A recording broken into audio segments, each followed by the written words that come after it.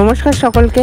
আজকের এই ভিডিওটিতে আমরা দেখব কিভাবে তরমুজের পেনদানি বানানো যায়। যারা ঘর সাজাতে ভালোবাসেন তাদের জন্য মূল এই ভিডিওটি। চলুন শুরু করা যাক। প্রথমেই আমরা এখানে নিয়ে নিয়েছি একটা কাচের বোতল। এটি মূলত আমার মার আচারের বোতল, ঢাকনি হারিয়ে যাওয়ার কারণে আমি নিয়ে নিয়েছি। এরপর আমি এখানে নিয়েছি একটা সেলোটেপ। সেলোটেপটা নিয়ে বোতলের মাঝখান বরাবর এটা বসিয়ে নিতে হবে। এরপর আমি এখানে নিয়েছি অ্যাক্রিলিকের রেড কালার। রংটি নিয়ে সেলোটেপের ওপরের অংশটিকে রেড কালারটা পুরোপুরি করে নিতে হবে। এক্ষেত্রে আপনারা কোনো জল ব্যবহার করবেন না, জল ব্যবহার করলে রংটি কিন্তু ভালোভাবে বসবে না। তো চলুন রংটিকে করে নিই।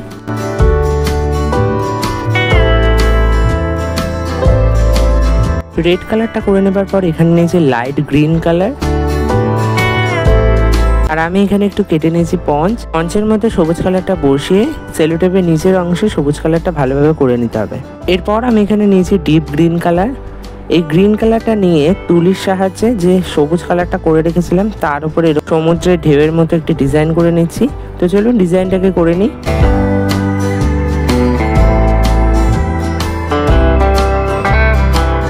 ডিজাইনটা করে নেবার পর এখানে নিয়েছি ক্যামেলের অ্যাক্রিলিকের ব্ল্যাক কালার। রংটি নিয়ে লালের উপরে এরকম ছোট ছোট তরমুজের বীজ এঁকে নিচ্ছি। বীজগুলো তৈরি করার ক্ষেত্রে এখানে আমি একটু ছোট তুলি ব্যবহার করেছি যাতে ডিজাইনটা একটু সূক্ষ্ম হয়। আপনারা চাইলে 00 সাইজের তুলি ব্যবহার করতে পারেন। তো চলুন ডিজাইনটাকে করে নিই।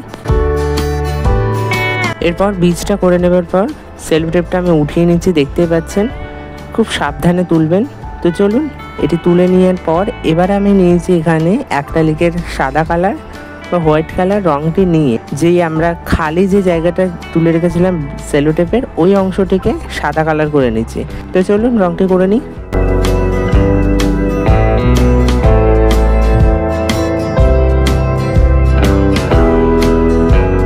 রংটি করে নেবার পর আমাদের পেনদানি কিন্তু একদমই তৈরি। তো কেমন লাগছে দেখে নিন।